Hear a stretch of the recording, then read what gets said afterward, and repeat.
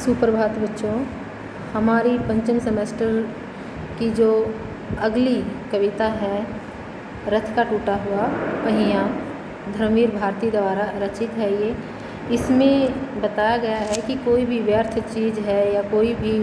व्यक्ति है जिसको उपेक्षित समझ लिया जाता है, उसको उपेक्षित समझकर उसकी अवहेलना नहीं करनी चाहिए। कभी ऐसी परिस्थितियाँ आएँ जब सांस्कृतिक मूल्य और जब समाज परिस्थितियों में घिर जाए जिसको निकालना मुश्किल हो जाता है, जिसे हम बुद्धिमान और सक्षम व्यक्ति समझते हैं, वस्तु समझते हैं, वो भी समर्थ ना हो उन परिस्थितियों से बाहर निकलने में और निकालने में, तब ऐसे उपेक्षित व्यक्ति ही या व्यर्थ चीज़ें ही, वस्तुएं ही उन परिस्थितियों से बाहर निकालती हैं। या जब ऐतिहासिक सत्य जो होता है, जब वो कहीं ना कहीं जुठलाया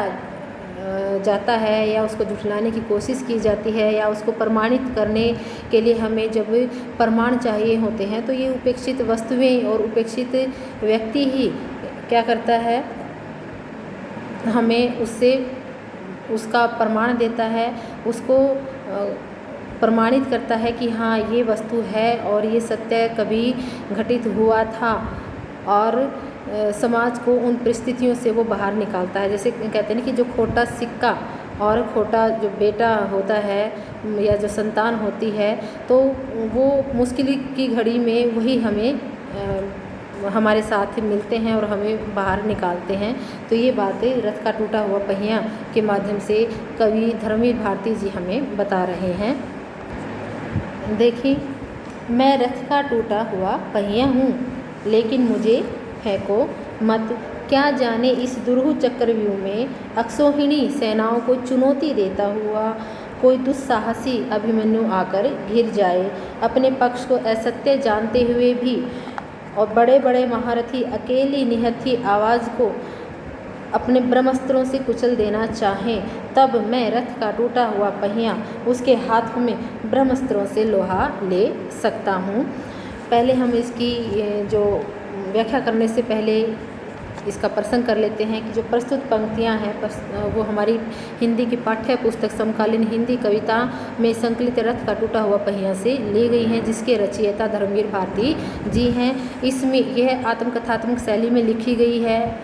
ये कविता कि रथ का जो टूटा हुआ पहिया है वो अपनी जो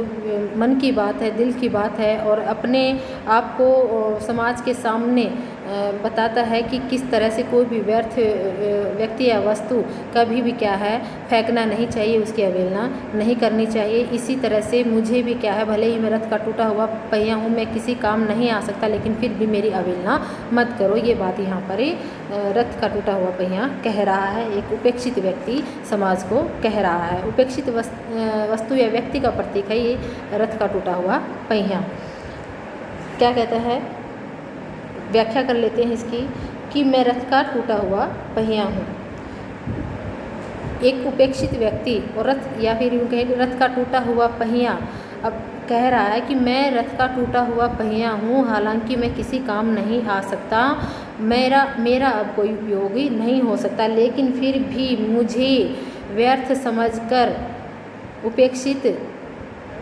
समझकर मेरा त्याग मत करो, मुझे फेंको मत। कि क्या जाने कब इस दुरूह चक्रव्यूह में, कि न जाने कब किस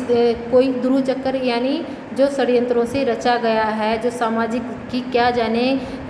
जब कभी सामाजिक अन्याय कहीं हो रहा हो, अत्याचार हो रहा हो, और तब और अक्षौहिणी सेनाओं को चुनौती देता हुआ कोई दुस्साहसी अभिमन्यु आकर गिर जाए, और उस सामाजिक अन्याय में, अत्याचार में, षड्यंत्र में उस सामाजिक अन्याय को चुनौती देने वाला, उसका विरोध करने वाला कोई दुस्साहसी यानी कर्मठ व्यक्ति, और उस सामाजिक अन्याय को चुनौती देने वाला व्यक्ति उस दुरूह चक्कर में, उस षड्यंत्र में फंस जाए, और तब और ऐसी परिस्थिति में उस कर्मठ व्यक्ति को कोई और रास्ता नज़र ना आए, कोई बुद्धिजीवी व्यक्ति भी उसके साथ खड़ा हुआ नहीं मिला, तब कोई उपेक्षित व्यक्ति ही या फिर कोई रथ का टूटा हुआ पहिया ही, जिस प्रकार से अब यहाँ पर एक थोड़ा सा मोड़ आता है, इसमें प्रतीकात्मक शैली में लिया गया है ये अर्थात कहता है कि जिस प्रकार से जब 18 लाख सेनाओं, अक्षौहिणी यानी 18 लाख सेनाओं को चुनौती देता हुआ कर्मठ और दुस्साहसी अभिमन्यु जब उस चक्रव्यूह को जो द्रोणाचार्य द्वारा बनाया गया था, यानी एक चक्रव्यूह होता है सेना का, जिसमें क्या है व्यक्ति अगर घिर जाए या तो उसमें उसको भेदना उसके लिए मुश्किल होता है, क्योंकि जो चक्रव्यूह था जो द्रोणाचार्य द्वारा बनाया गया था उसको भेदना किसी मामूली या यूँ कहें कि बड़े बड़े महारथी भी उसको भेदने में सक्षम समर्थ नहीं हुए थे, लेकिन अभिमन्यु ने उसको भेद दिया था कि न जाने उसी चक्रव्यूह को जब अभिमन्यु ने तोड़कर उसमें प्रवेश किया, लेकिन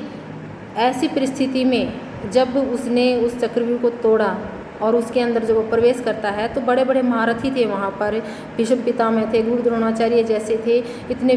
बुद्धिजीवी व्यक्ति थे और उनको पता था कि ये जो अभिमन्यु का जो पक्ष है वो सत्य का पक्ष है और जिस पक्ष के साथ वो खड़े हैं यानी जो दुर्योधन कौरव पक्ष था उसके साथ वो खड़े हैं, लेकिन वो असत्य का पक्ष है, लेकिन फिर भी वो मजबूरीवश कह लें या किसी भी कारण कोई भी कारण रहा हो वो कौरव पक्ष का साथ देने के लिए मजबूर थे और उनको पता था कि वो गलत का साथ दे रहे हैं, वो कहीं ना कहीं अन्याय कर रहे हैं, अत्याचार कर रहे हैं और उन्होंने असत्य का पक्ष, उनको पता था कि असत्य का पक्ष है, लेकिन फिर भी उन्होंने अभिमन्यु को क्या रोंदना चाहा। तब अभिमन्यु ने अपने आप को जब वो अकेला महसूस उसने किया, क्योंकि अकेला ही गया था, तब वहाँ पर उसे कोई हथियार नहीं मिला था, जो ब्रह्मास्त्रों का जो दिव्य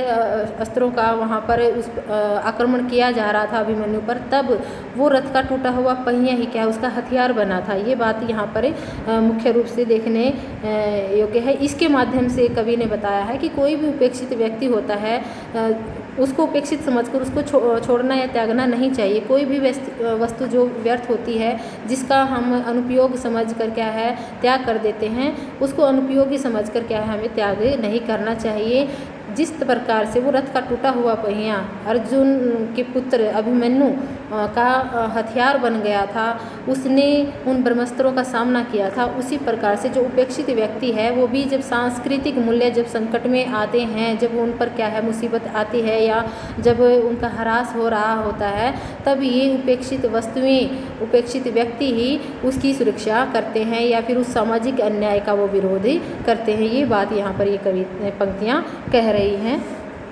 तो क्या कह रही हैं कि मैं रथ का टूटा हुआ पहिया हूँ, मैं किसी उपयोग नहीं आ सकता, इसलिए मुझे अनुपयोगी समझकर व्यर्थ समझकर मेरा त्याग मत करो। कि कभी यदि सांस्कृतिक मूल्य जब संकट में आएंगे तो ये उपेक्षित व्यक्ति या वस्तु ही क्या है उसकी सुरक्षा हेतु सामाजिक अन्याय का विरोध करेंगे, उसका सामना करेंगे और ये सामना करते हुए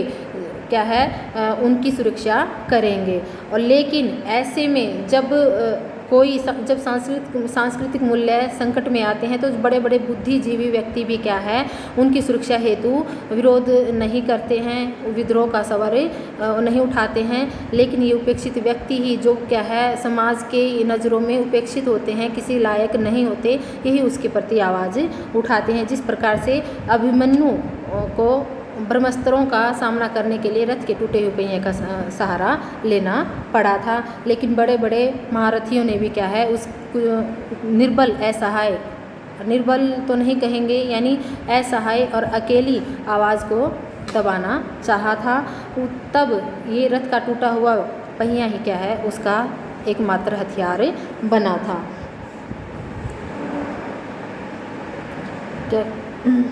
कि इस दुरूह चक्रव्यूह में अक्षौहिणी सेनाओं को चुनौती देता हुआ कोई दुस्साहसी अभिमन्यु आकर गिर जाए। कि जब 18 लाख सेनाओं को चुनौती देता हुआ कोई कर्मठ और कहें कोई कर्मठ व्यक्ति या अभिमन्यु ही क्या है जब कौरवों द्वारा बनाए गए चक्रव्यूह में फंस गया था, तब सही चिंतन के अभाव में बड़े बड़े भीष्म पितामह जैसे बुद्धिजीवी व्यक्तियों ने भी उसकी सहायता करने की बजाय अन्याय का साथ देते हुए अन्याय उसे दबाने की कोशिश की थी और अपने हाथों से ही न्याय की हत्या करने लगे थे। तब मैं रथ का टूटा हुआ पहिया ही उस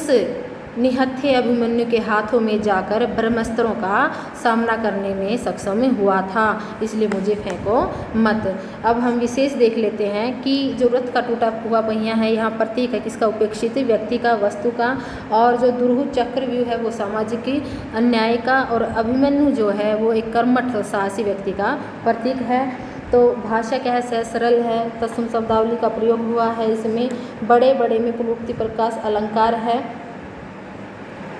प्रतीकात्मक शैली का प्रयोग हुआ है, आत्मकथात्मक शैली में लिखी गई है, मानवीकरण और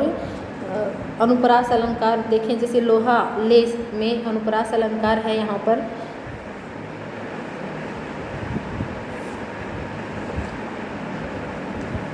दृश्य भीम है, मुक्त छंद का प्रयोग हुआ है, लोहा लेना मुहावरे का प्रयोग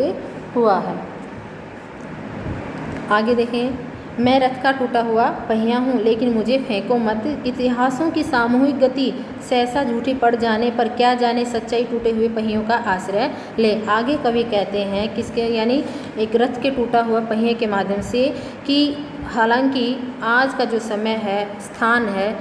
या कि जो रथ का टूटा हुआ पहिया है जब वो टूट जाता है तो उसका कोई प्रयोग नहीं रहता, यानी जिस कार्य हेतु उसका निर्माण हुआ था उस कार्य हेतु अब उसका कोई प्रयोग नहीं हो सकता। लेकिन फिर भी मुझे टूटा हुआ समझकर, व्यर्थ समझकर मेरी अवहेलना मत करो, मेरा त्याग मत करो। कि और उपेक्षित व्यक्ति भी यहाँ कह रहा है कि भले ही मैं किसी लायक नहीं हूँ